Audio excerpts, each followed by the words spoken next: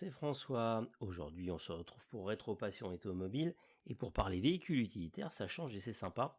On va parler du Renault Galion, qui était un peu le brave serviteur du losange.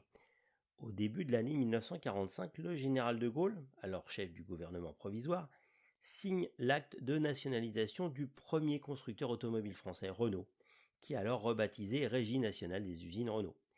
Outre la finalisation de la remise en état des usines, qui, comme pour beaucoup d'autres, ont à plusieurs reprises subi les bombardements des forces alliées pendant la guerre, ainsi que, bien sûr, l'outil de production, l'une des missions principales qui échoua à Pierre Le Faucheux, nommé président de la nouvelle régie, est de renouveler la gamme des utilitaires.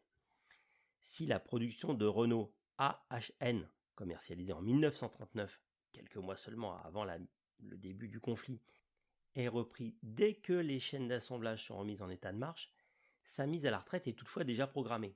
Dans un pays ressorti économiquement et industriellement exsangue de 4 années de conflit, les besoins en matière d'utilitaires de tout genre et de toute taille, qu'il s'agisse de fourgonnettes, de poids lourds, d'autobus ainsi que de tracteurs et autres machines agricoles, sont évidemment très importants.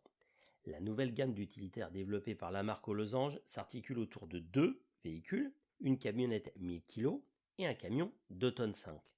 Contrairement à la politique alors pratiquée jusqu'ici par Renault pour ses véhicules de tourisme, et comme il est souvent d'usage à l'époque chez la plupart des constructeurs, en France comme à l'étranger, les véhicules utilitaires sont alors seulement dénommés suivant leur charge utile. Ce n'est finalement qu'en 1959, soit pas moins de 13 ans après son lancement, que le camion Renault 2 tonnes 5 sera rebaptisé du nom de Galion. Si celui-ci présente, en tout cas à l'époque où il fait son apparition et aux yeux de la clientèle d'alors, un physique plutôt avenant et bien plus que son prédécesseur, il reprend toutefois le principe de la cabine avancée, dont sont dotés tous les camions Renault de cette catégorie depuis le milieu des années 30. Une solution qui présente non seulement l'avantage d'augmenter le volume pour la charge utile, en conservant la même longueur de châssis, mais aussi permet d'offrir une meilleure visibilité à l'avant pour le chauffeur. Contrairement à son appellation, la régie n'a toutefois pas attendu la fin des années 50 pour offrir une modernisation technique fort bienvenue à celui qui ne s'appelle pas encore Galion. Au printemps 52, celui-ci a en effet enfin abandonné l'ancien bloc type 85 à soupape latérale d'avant-guerre. Il date en effet de 1934, du temps du fondateur Louis Renault. Il est donc remplacé par un 4 cylindres culbuté conçu à l'origine pour la berline frégate. Affichant à l'origine une cylindrée de près de 2 litres, celle-ci sera augmentée et passera alors à 2141 cm3 3 ans plus tard, en 1955. Sur la version qui équipe le camion 2 tonnes 5, il ne développe que 56 chevaux, ce qui, surtout lorsque celui-ci roule à pleine charge, ne lui permet guère d'atteindre plus que la vitesse de 85 km/h. Ce qui n'était toutefois pas vraiment un handicap, car sur ce genre de véhicule, les performances n'ont qu'une importance, en fait, tout à fait secondaire. À défaut d'être particulièrement performante, cette mécanique fait toutefois preuve d'une remarquable robustesse, ce qui évidemment est un atout majeur sur un véhicule utilitaire, surtout de ce gabarit.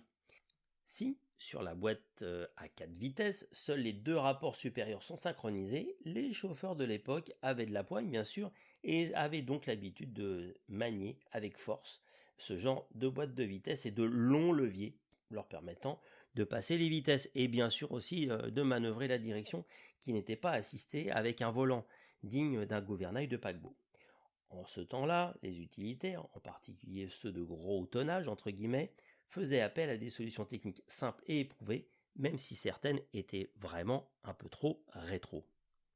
Pour ne pas dire archaïques, surtout comparées aux nouvelles solutions techniques plus modernes adoptées par les voitures particulières. Néanmoins, lorsqu'il fait son apparition sur le marché, le Renault 2 tonnes 5 n'est ni plus moderne, ni plus archaïque que la plupart de ses concurrents. Ses capacités de chargement, comme sa solidité, associées à l'importance de l'outil de production de la marque aux losanges, vont évidemment attirer vers lui quasiment tous les corps de métier, du commerçant de quartier jusqu'aux plus grandes entreprises françaises. Du fait que Renault soit désormais une firme nationalisée, le futur Galion va bientôt constituer une partie importante du parc de véhicules du corps des pompiers, des forces de l'ordre, de la gendarmerie, des CRS, mais bien évidemment et aussi de l'armée française. En ces temps où la France n'avait pas encore accordé son indépendance à ses anciennes colonies, que ce soit sur le continent africain ou ailleurs dans le monde, le camion Renault va évidemment se retrouver à arpenter les pistes de la savane et du désert d'Afrique, non seulement sous les couleurs de l'armée coloniale, mais aussi de toutes les sociétés françaises alors actives, en particulier au Maghreb ou en Afrique noire.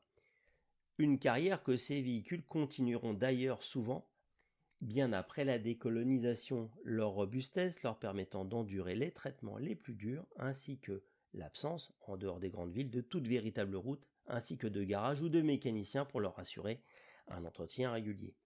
En France, les Renault Galion 2,5 tonnes, qui circuleront dans les villes comme dans les campagnes, recevront un grand nombre de carrosseries permettant de satisfaire la plus large clientèle possible et de répondre à tous les usages.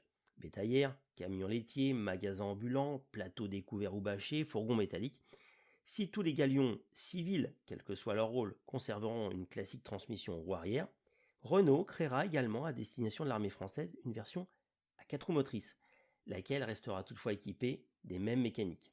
Le Galion 2,5 tonnes connaîtra ainsi une carrière fructueuse qui s'étendra sur près de 2 décennies, près de 20 ans, sa présentation en 1946 jusqu'à l'arrêt de sa production en 1965. Et bien sûr jusqu'à son remplacement, non pas par un, mais 2 nouveaux modèles. Les Super Goélette, le SG2, Super Goélette SG, SG2 et le Super Galio SG4, lesquels ne seront toutefois pas vendus sous le nom de Renault, mais sous celui de la marque Saviem. L'origine de cette marque remonte au milieu des années 50. La forte demande et l'expansion aussi forte que rapide qu'a vu le marché des utilitaires au lendemain de la guerre a eu pour effet d'exacerber la concurrence entre les différents constructeurs. Cette concurrence devenant de plus en plus féroce, surtout avec l'arrivée progressive sur le marché français des constructeurs étrangers, la direction de Renault décide alors de conclure, de s'allier avec 2 autres principaux acteurs du marché des véhicules utilitaires en France, Latil et Somua, pour créer une nouvelle marque baptisée Saviem. Ce sera sous ce nom que seront désormais vendus, produits, les nouveaux utilitaires de la catégorie poids lourd de Renault. En 1965, après la disparition du Galion, ainsi que de son dérivé la Goélette, tous les véhicules de gros tonnage de la marque aux losanges porteront ainsi le nom de Saviem. Outre les camions, le catalogue des modèles proposés par Saviem s'élargira ensuite aux autocars, lorsque les sociétés Chausson et Floira seront à leur tour absorbées par Renault.